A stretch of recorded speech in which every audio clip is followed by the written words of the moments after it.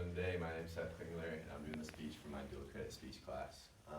This past season, our Cougar baseball team took third place at state, and that wasn't the outcome we were hoping for. So this year we set some goals to take home the state title.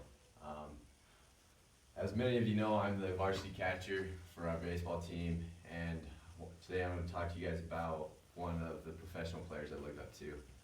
Jacob Tyler Rilamudu is a professional catcher for the Philadelphia Phillies, and his story of success shows that where you come from doesn't dictate your success in life. JT Rilamudu is currently one of the best catchers in baseball, and his story shows that where you come from doesn't dictate your success. His journey to being signed, the struggles of reaching the majors, and his success in the recent years are some points that I'm going to go over today.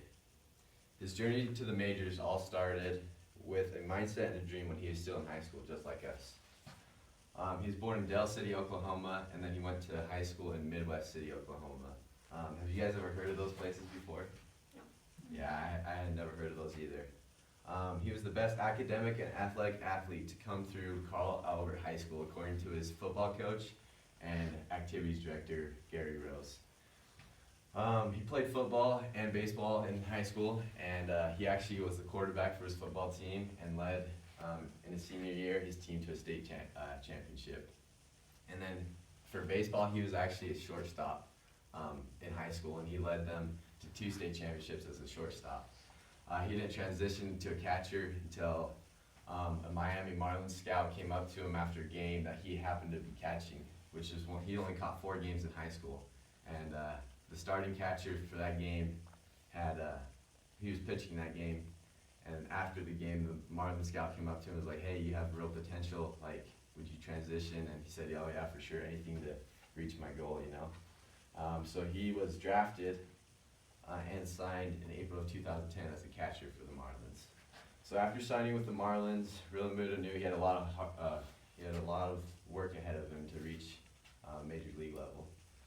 The road to the majors is a long one, especially for an athlete that gets drafted right out of high school and doesn't get the experience in playing in college. On the website MLB.com, the epicenter of baseball information, it reveals that JT was signed on April 15th, 2010, and made his debut 4 years later on June 5th, 2014. So it took him 4 years to reach the majors after being drafted. He bounced around on some minor league teams, but eventually he was able to make his debut. And on the day of his debut, he in his second at bat, he hit a single, and then he caught well. This turned out to be the beginning of what would turn out to be a strong career.